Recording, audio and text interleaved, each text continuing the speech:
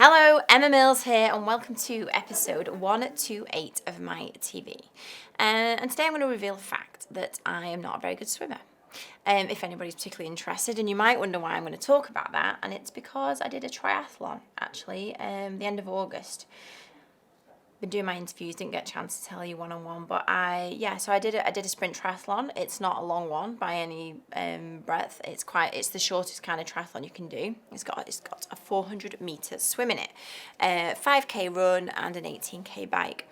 So I am not a great swimmer at all. In fact, I hadn't done front crawl ever. Had some lessons in July, and then I had to practice 3-4 times a week swimming. Now, actually, I'm not a big fan of swimming, but to do a triathlon, you can't miss the bit out unless you're going to have a relay, and that's actually just a waste of time, I think, so then that becomes very, very short. But I really wanted to do well in this triathlon.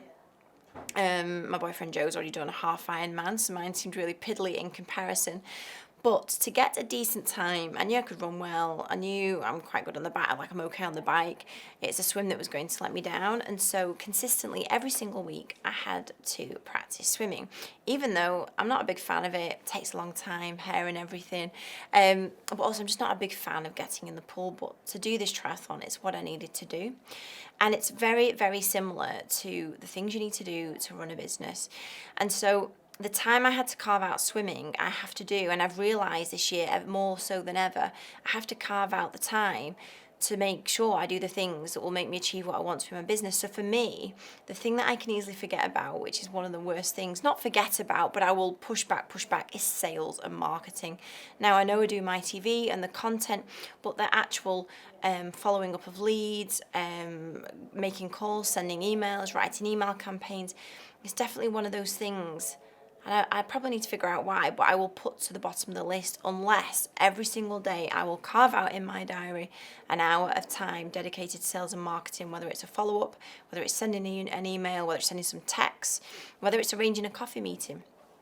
I have to make sure that I put that time in. Otherwise, and if any of you are business owners, if any size business out there, whether you're on your own or whether you've got a team of people, I'm sure you know how quickly a day can fritter away. In fact, I do think that for business owners, the calendar year goes on 2.5 times speed, it just zooms by, and Monday to Friday can just go. And then it used to be that a lot of the time I would get to Friday and I hadn't followed up on any leads, and then you wonder why you're not onboarding new customers. And so for you it might be different. It might be that you need to make sure you're recruiting new people on a regular basis to add to the team.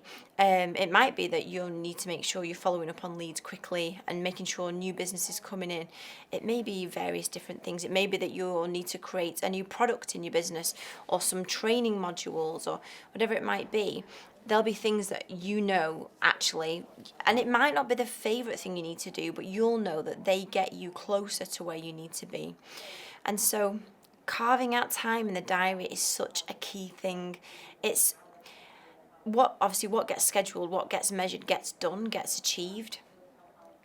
And so for me, I would urge you right now, if you're watching this, just to take 5 minutes to think about last week. What are the things that will move you forward? I do feel like for a lot of people it will be making sales and getting new customers, and because obviously without money churning through the business, nothing else happens. We can't write any checks, we can't make any decisions. It's a bad place to be.